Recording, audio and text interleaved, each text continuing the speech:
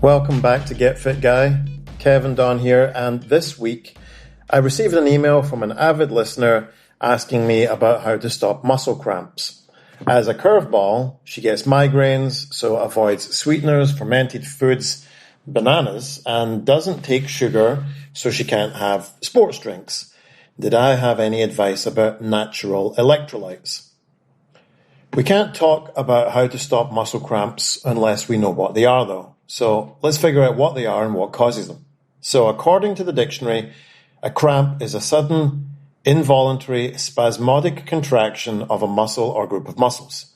And I don't think anyone who's ever had a cramp would argue with that definition. So what causes them? Well, this is the interesting part, because I think if we were to ask the general population, we'd hear about electrolytes. No doubt because we've been exposed to a sports drink industry with lots of those advertising dollars to sponsor trending athletes and teams. But actually, in spite of many studies being conducted on exercise-induced muscle cramps, scientists still aren't sure exactly what causes them.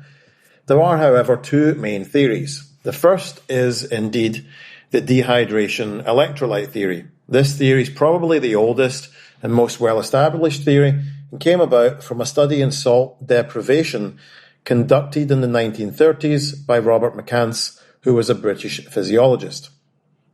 He was interested in what would happen if we depleted salt but not fluid from study participants. Aside from removing salts from their diets, they also drank a lot of water and took hot baths to accelerate salt loss. And what they found was that when salt depletion hit, participants suffered from a loss of taste, massive fatigue, cardiorespiratory distress upon exertion, and muscle cramps. These symptoms were alleviated within 15 minutes of salt consumption. Another contributor to this theory is evidence around the effects of hyponatremia, which is low blood salt, caused by overconsumption of water during exercise, which affects sodium levels.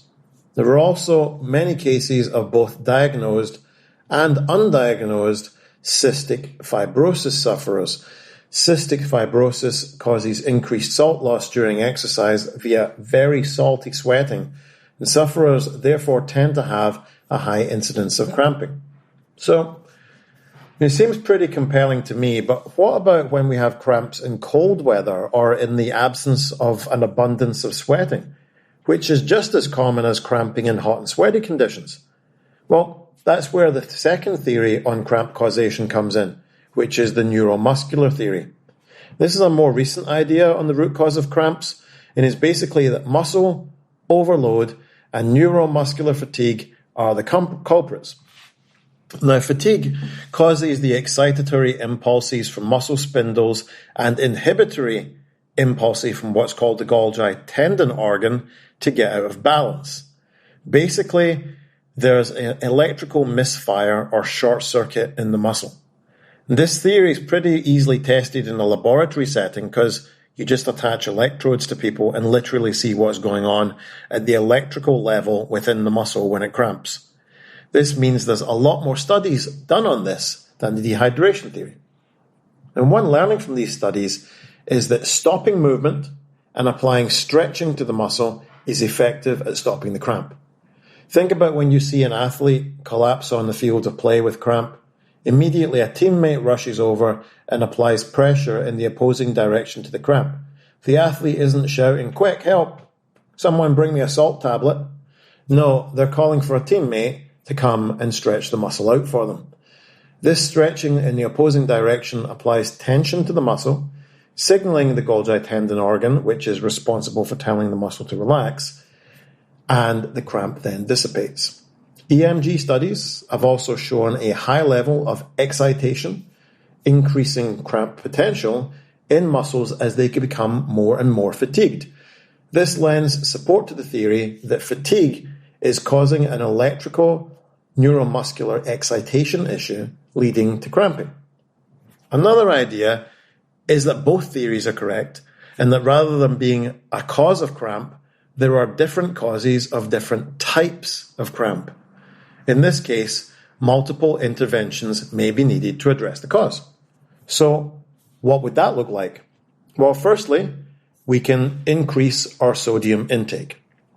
It's definitely worth looking at sodium intake because it's really cheap and it's a really easy way to potentially address cramps with literally no downside.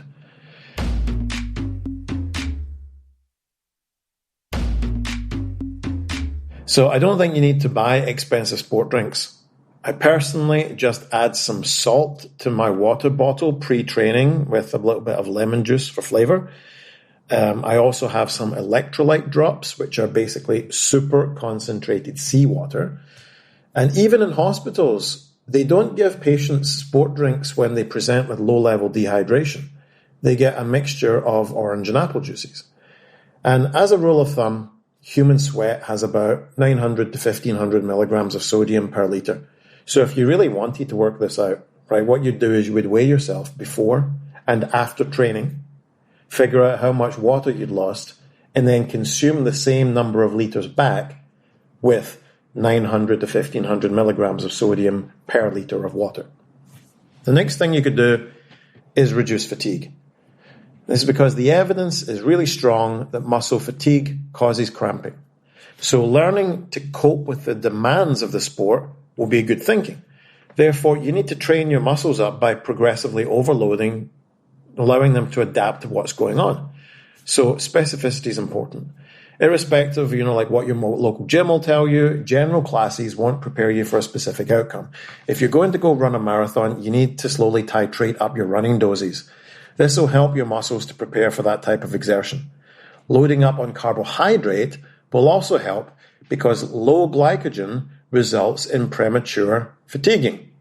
Anyone on a ketogenic or carnivore diet, don't email me. Other strategies.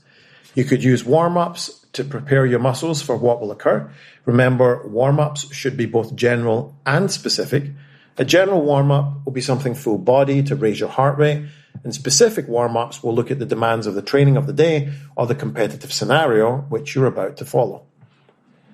Next is muscle massages. You can get a lot of relaxation from that, but I wouldn't do it pre-event, only post-event. And as normal, if you have a training question for me, if you're looking to get some training program design or just want to say hi, please head over to the Get Fit Guy Facebook page or send me an email at getfitguy@quickanddirtytips.com. Get Fit Guy is a Quick and Dirty Tips podcast. Thanks to the team at Quick and Dirty Tips, Adam Cecil, Morgan Christensen, Holly Hutchings, and Davina Tomlin. I'm your host, Kevin Don. If you have a question for me, leave me a voicemail at 510-353-3104. Someone actually did that recently. Very exciting. Or send me an email, getfitguy@quickanddirtytips.com. For more information about the show, visit quickanddirtytips.com or check out the show notes in the podcast app.